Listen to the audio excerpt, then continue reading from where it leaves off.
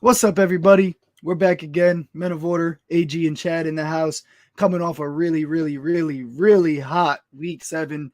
23-8 on the props. $25 better went up $354. We're going to try to keep the ball rolling this week. We got Thursday night football between the Ravens and the Bucks. We got the Ravens at -1.5, traveling to Tampa. Tampa Bay struggling right now. The over-under set at 46.5. But if you like the over and you weren't tuned into our show Monday night, you missed out because Chad locked it in at 44.5.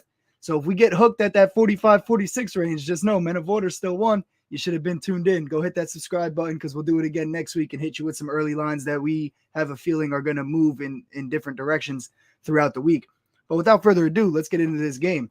I'm hesitant. I lean the Ravens, but I'm very hesitant to take the Ravens as one of my picks or anything like that because they suck in the fourth quarter. They're just terrible. They can't score in the fourth quarter and they allow points in the fourth quarter. And the Bucks, although they've looked horrible past couple weeks, they're good enough to hang around, you would think. And if they're hanging around within 10 points going into that fourth quarter, I'm really nervous as a Ravens fan or as a Ravens bettor. But what do you think, Chad? Do you have anything on the side, or you're just going to stick with your overplay and that's it? No, I mean I have the Ravens. So my model has like the Ravens favored by like 4.5 to 5 for this matchup, based on like strength of schedule and how well they played in their results and margins and everything. I do think there's an argument to be made for Tampa Bay's had a couple of rough weeks since that loss to Kansas City. I know, Brady doesn't lose 4 in a row. He hasn't done it since 2002 or whatever, like you said in your TikTok. Shout out, go follow the TikTok if you got that, folks. AG's dropping bangers on there every day. At Men of Order Media.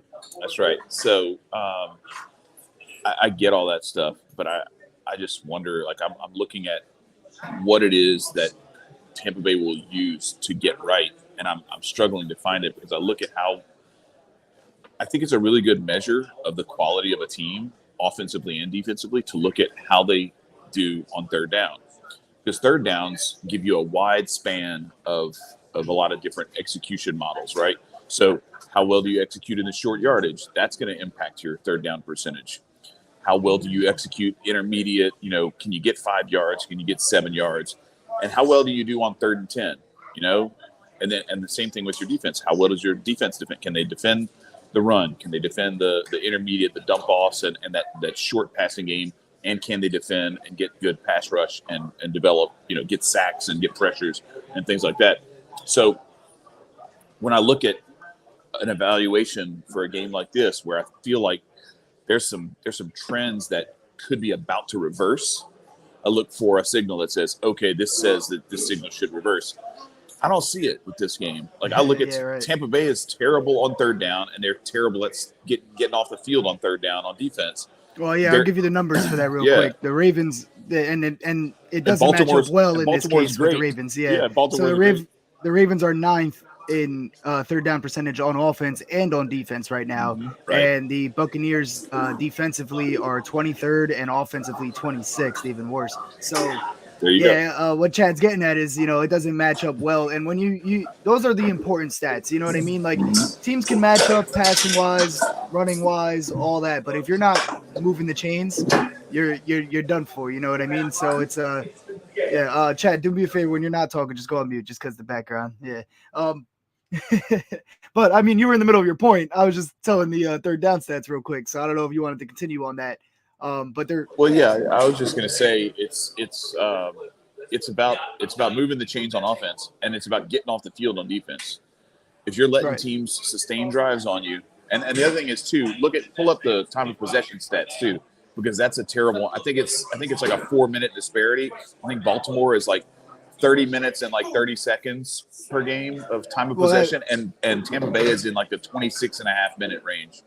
Yeah, and that makes sense because the Buccaneers can't run the football at all, and obviously the Ravens. I mean, now they're not the best at running the football in terms of their running backs and like actually sustaining a run game, but Lamar Jackson makes up for it, and they do go to the run a lot or like quick game passes. Tom Brady's looking downfield, so time of possession gets messed up, especially when you got 3 carries for -3 yards in that Chiefs game from Leonard Fournette, your starting running back. You're not going to win games like that. You're not going to keep the ball in your hands. Your defense is going to get tired. Speaking of that Bucs defense, what really concerns me for the Bucs is their secondary is out. And like, I literally mean that. Their secondary, like 3 of the 4 are out. You got Murphy Bunting is out. Winfield is out. Davis the third is out. I just don't think that'll bode well for them. Even though the Ravens have some injuries with their weapons, I think that Lamar will be able to attack that secondary with backups right now. You got anything else for the game before I go into some player props? Or no, I'm interested in the player props because that's my next move. I'm trying to get to the finals in this contest. I made it through. I made it through the first 3 rounds. We're in the semis now, and I got to make 7 plays tonight. It's the last day of the semis, and if I do that, I make it into the finals. So I need to hear what you got. I'll give you what I like. You got to make your own decision though, because if it doesn't hit, I don't want you coming back and blaming me. You know what I mean? I'm absolutely blaming you. It's and look, I'll give you if I win the whole thing. I'll give you 10% of it. So how's that? In that case, I can take some blame. That sounds fair to me. But to your point about your model favoring them 4.5, like I see that as how this game goes. I think they should, they look on paper and on the field like 5-point favorites at least, right? But it comes down to that fourth quarter. If that game's within 7-5, like your motto is kind of suggesting there, they lose it in the fourth, I think. So I'm not going to put any money behind the Ravens, but I am leaning to the Ravens in our picks contest. I'm going to pick the Ravens to win. But I'm just not confident enough to put actually put some money down and tell other people to put their money down on it. But I am confident in some player props here. The first one I got is Rachaad White over 2.5 catches at +123 on Caesar Sportsbook. Now, I know he's only hit this in 3 out of 6, and I know Leonard Fournette is the starter and he gets a lot of targets. All right, I know all this stuff. But the Ravens defense versus running backs, or I should say running backs versus the Ravens defense this year. Week 1, the Jets, Breece Hall, 6 catches. Michael Carter, 7. Week 2, the Dolphins, Raheem Mostert, 3 catches. Week 3 against the Pats, Ramondre Stevenson, 4 catches. Week 4 against the Bills, Singletary, 4 catches. The Bengals, Samaje Perine, 4 catches. Joe Mixon, 3 catches. The Giants, Saquon, 3 catches. Brady even had 2. The only game that this didn't hit for at least one of the running backs was last week against the Browns. Chubb had 2, Hunt had 1. They combined for 3 at least. But my point is, I know Fournette's going to get some catches and targets too, but you see 2 times already this year, both running backs have hit it. It can happen again today easily, especially with the Bucs O-line struggling. To me, that equals dump downs, especially when the Ravens are really good at getting to the passer. And like I said, the Bucs O-line is struggling. So I think it's possible that they both get 3 catches, but I'm taking the one that's at plus money because Leonard Fournette, to get the plus money, you're looking at 4.5. And I think even the minus money is 3.5. I don't want to take that. He came off a game pretty disappointing last week where he only had 2 catches on 3 targets, I think. I think Rachaad White is the guy here tonight for 3 catches. I'll take that. He's hit this in 3 out of 6, 3 out of the last 4 also. So the first 2 weeks he didn't hit it, but he's 3 for 4 in the last 4. They're starting to like him. What's the money on that one? What's the money on that Plus 123 on Caesars was the best I got a little bit ago. And then the next one I got is Ryan Suckup for over 1.5 field goals made. I think they're giving us a low line because the Ravens don't allow a lot of field goals against them so far this season. But the Bucs red zone struggles, third down struggles that we just talked about, leads me to believe that they'll get a couple field goals. He's kicking 94% on the season, and he's hit in 5 out of 7 games. He's had 4 in a game twice already this season. And, when a guy's hitting 94%, I trust the Buccaneers to at least allow him to line up for a field goal twice. He hits both of them. This bet hits at minus 119.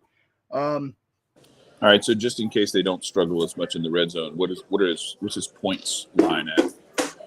I think it was 6.5. Okay. Last I looked. So that would take 4. Yeah, that would take a field goal and 4 PATs, or 2 field goals and 1 PAT, or 3 field goals. Yeah. So okay. I think that's what it was. I'm guessing there, but yeah. I mean, it's only hitting 3 out of the 7 games versus the Ravens, but it would be 4 out of 7 if there wasn't a missed field goal in the Jets game. So I mean, there's a chance there. I like it though. There's not much on the board that I love, so I went this route because I think the Ravens defense is good enough to stop the Bucs close to the end zone a few times. So I'll take my chances on that one. So one thing I want you to look at, this is maybe I'm off my rocker, but it seems like the numbers aren't always this deep with this many people as close to the 0 line as they are. But the anytime touchdown scores, so the over-under is set at 46.5 or 47.5, depending on where you are. I think it was set at 44.5, and I said to take the over a couple of days ago, and now it's moved up a couple of points, at least a point and a half. So what I'm wondering is, I'm looking at that, which suggests like maybe a couple 3 touchdowns per team, right? But then you look at the anytime touchdown props, and it's like 12 deep in the 200s. And I'm just wondering, I'm like, wait, so how many of these people are they thinking they're going to score touchdowns? Because any given man in this game can score, or there might be like only field goals. This is one of those games. Like, that's why I went with a field goal prop here, and I went with a backup running back for catches. Like, there's not much on the board that just jumps out as like, oh, that's a really good play. That's a lock. I had to dig a little deep for some good plays, I think. And I think that's probably why you're seeing that with the touchdown props also, because this game is so unpredictable with who actually gets touches. But look at it for me. Look and see how many people are in like the plus 100. There's a bunch of folks in the minus 100s. All right, but if I start losing signal, it's your fault. All right, fine. I'll take responsibility for that. Will you give me 10% of your signal if you win? 100%. Yeah. So we got Leonard Fournette minus 105, Mike Evans plus 115, Gus Edwards plus 150, Chris Godwin plus 150, Lamar plus 190, Mark Andrews plus 195. Then you get into the 200s with Duvernay, Rashad Bateman, and Kenyon Drake and Rashad White. Then you're in the 300s. I agree. But there's also some injuries to worry about. Like, we don't know yet. Right. They say Mark Andrews is questionable. He didn't practice all week. We don't know if he's going. So that opens up the floor to the rest of the Ravens roster, because usually if Mark Andrews is 100%, he's healthy, he's definitely playing. The rest of the Ravens roster is already plus 200 because Mark Andrews might get 3 touchdowns, all 3 of them, or on any given Ravens game. That's how it works. But we don't even know if he's going to play. So that's what I mean. Like, I could have come up here and said, oh yeah, Mark Andrews 60 yards, but I'm staying away from him even if he does play. I'm not saying I'm going to fade him and take the under, because maybe he feels better. Maybe Lamar's looking for him and he gets all the catches, gets all the yards in the world. Maybe. But I'm not going to take it because last week he put up a donut with that hurt knee, and this is a short week after that. I wouldn't trust it. So I had to dig deep and find some stuff. But I think that's probably why you're seeing what you're seeing with the touchdown stuff, if that makes sense.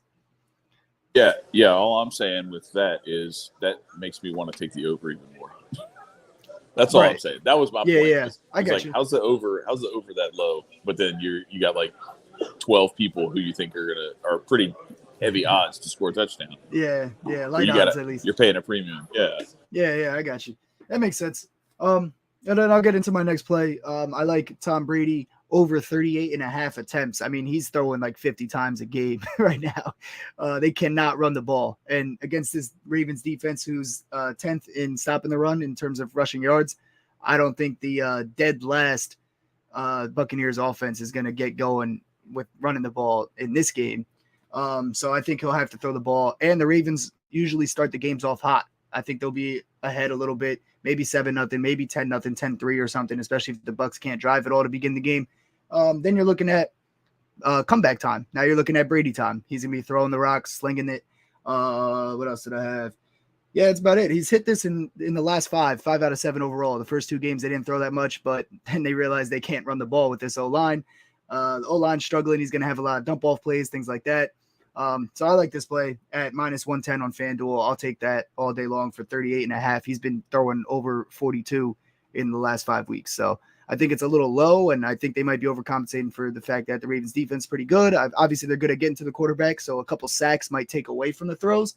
But a throwaway is a pass attempt. That's why I didn't take completions. I'm taking pass attempts. So Brady's good enough at not getting sacked, not taking sacks. He's going to get the ball out. I actually think they're doing pretty good on not taking sacks, even though the O-line isn't that great. I don't have the number right up here as I speak, but they're doing decent at that. Brady doesn't take sacks. He's going to throw the ball away. He's going to dump it off. That's why I got Rashad White. That's why I got him to have these pass attempts. My last play, in terms of a straight player prop, is Lamar Jackson over 209 passing yards, minus 110 on FanDuel. I think they're giving us a little bit of a low line here, but this is dependent on Mark Andrews' status. If Mark Andrews isn't going to play, I'm probably either gonna throw, instead of one unit, maybe a half unit or a quarter unit on this, or I'm just gonna stay away altogether. This is kind of dependent on Mark Andrews playing because obviously that's Lamar's favorite target. But the QBs versus the Bucs this year are 4 for 7 in hitting this line. If you count Mitch Trubisky and Kenny Pickett as one, because obviously they each played a half in that game. But they did combine for 211, which would have made this hit. And then Lamar's also 4 out of 7. And like I said in the very beginning of this show, the entire Bucs secondary is out for this game. So I think he'll be able to pick and choose his spots. And they might hit a long ball or something like that. Devin Duvernay is always good for one. So yeah, I like that. PJ picked them apart a little bit last week. PJ Walker. He didn't have the yards. He didn't hit this yard number, but he was able to pick and choose his spots. Like I said, the only reason he didn't hit the yards number is because they were running the ball all over him. But yeah, Mark Andrews playing is what determines if I take this or not.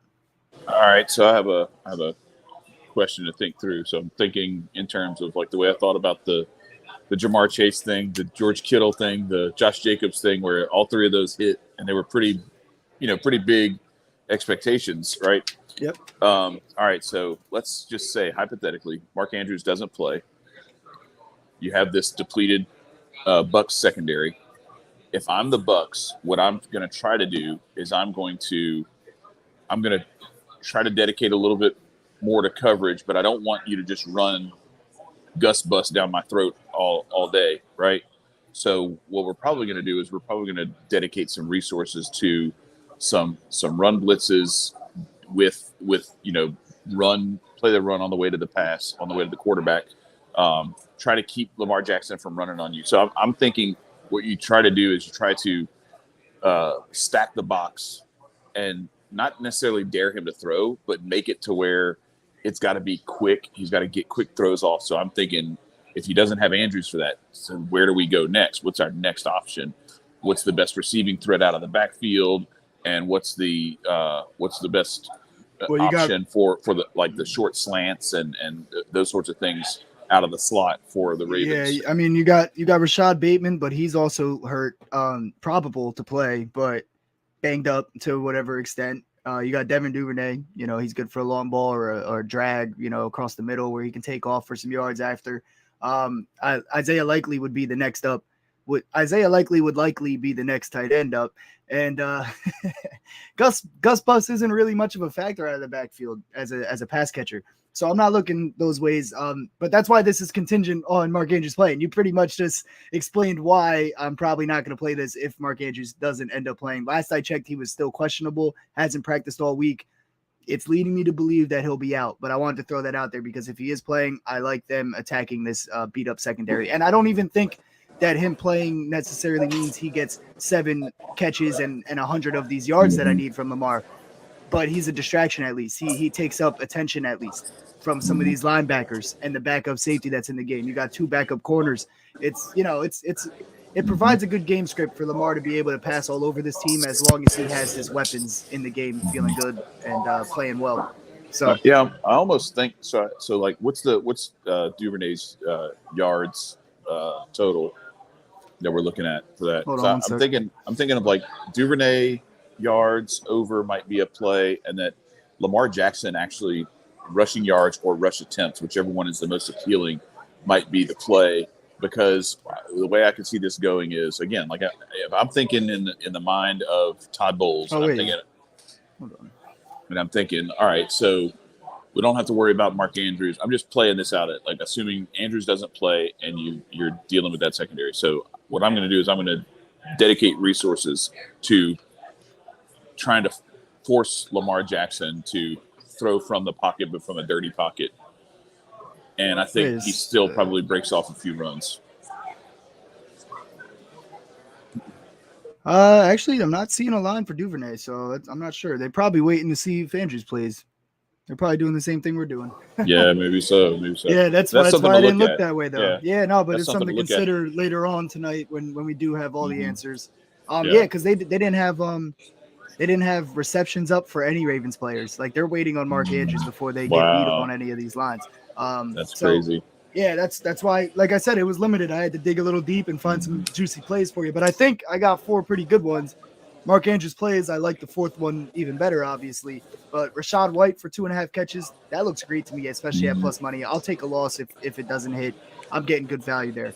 Suck up for the field goals. I trust the Ravens defense to get some stops, make that happen. I trust the Bucs offense to not get into the end zone and make that happen, as we've seen all season long. Brady pass attempts, if the Ravens get ahead a little bit, all it takes is Lamar breaking a run, and then Gus breaking a run, and they're down 14-0 in the second quarter. So then Brady has to pass the whole game, and we're hitting 39 attempts by the third quarter.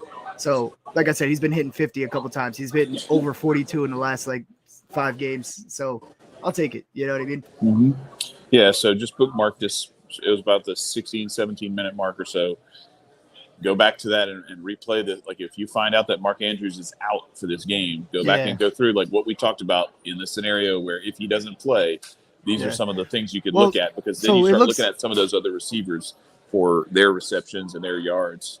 Because that the offense has got to come from somewhere. They're not going to just not throw the ball because Mark Andrews isn't on the field.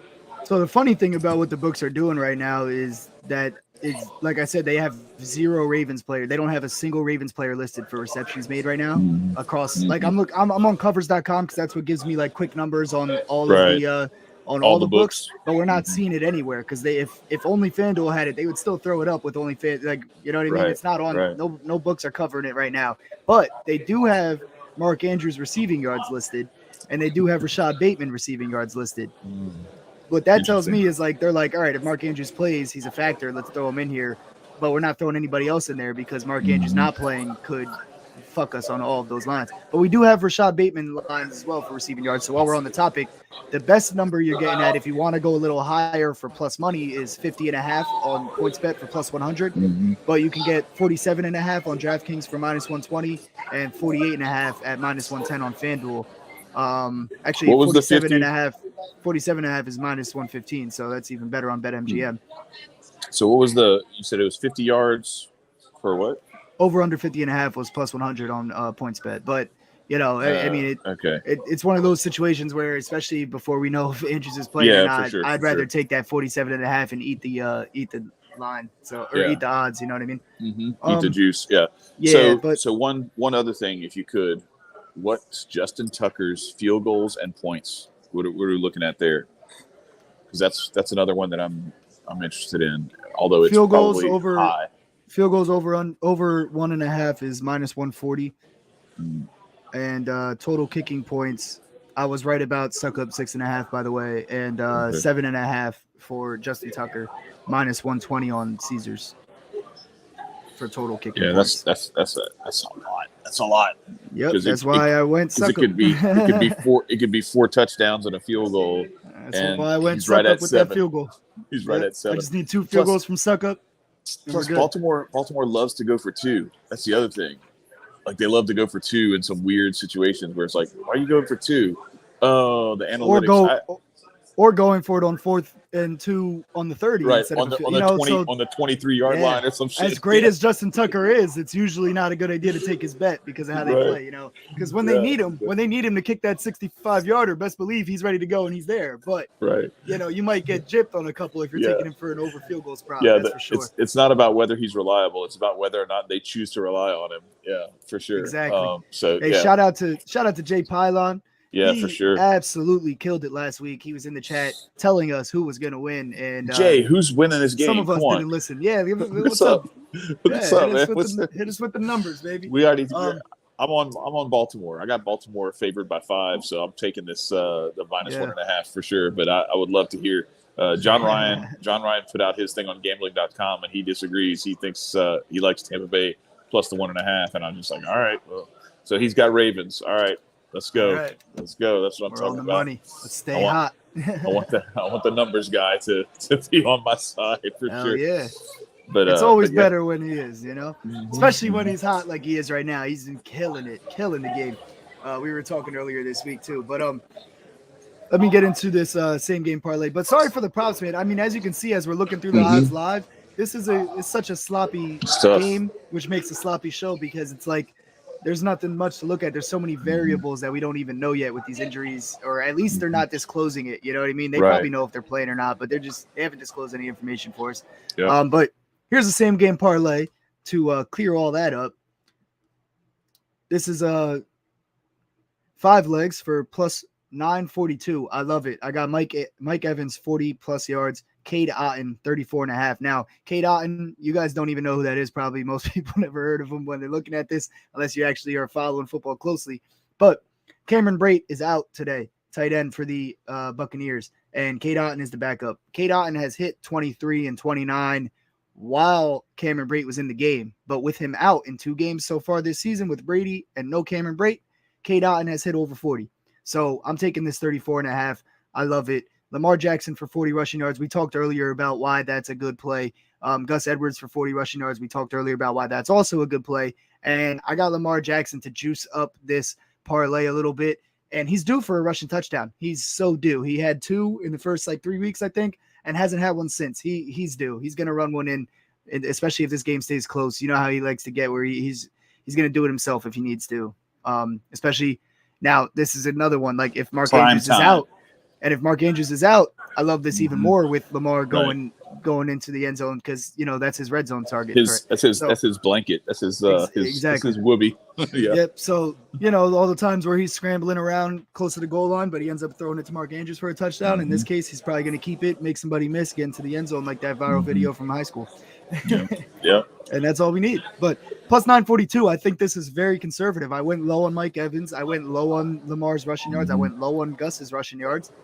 I went low on Mike Evans just because, he's nursing that injury also. So I don't want it to be a situation where he gets banged up by the fourth quarter, So I think he could get 40 by then, by halftime even. Well, he would have had that in the first quarter if he could not throw the ball around to himself on his way to the goal line and miss it.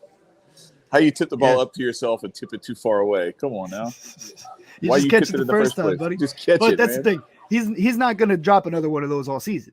Probably his whole career. So, we can trust that he'll get us 40 yards if Brady's targeting him, which he will be. It's his favorite target, obviously. It's like his last man standing. So he's barely standing, but he's standing. So yeah, it's crazy. But that's all I got for today. All right. Yeah, likewise. Yeah, I'm good. Go Ravens. Let's get it. Go Hell over. Yeah. Hell yeah. I hope you locked it in earlier this week when it wasn't damn near 50 points it's pushing now. So yeah. So we got it at 44.5. Well, Chad did. I didn't take it personally, but Chad's got that. So if you guys get hooked on the 45 or 46 taking the over, man, that's just another reason why you should be subscribed to this channel with the bell notifications on, so when we go live. Because on Monday night, Chad said, hey, this one's going to go up a little bit. If you like the over taken now 44.5, it's safer. And turned out correct. Yes, sir. Men of Order been told you.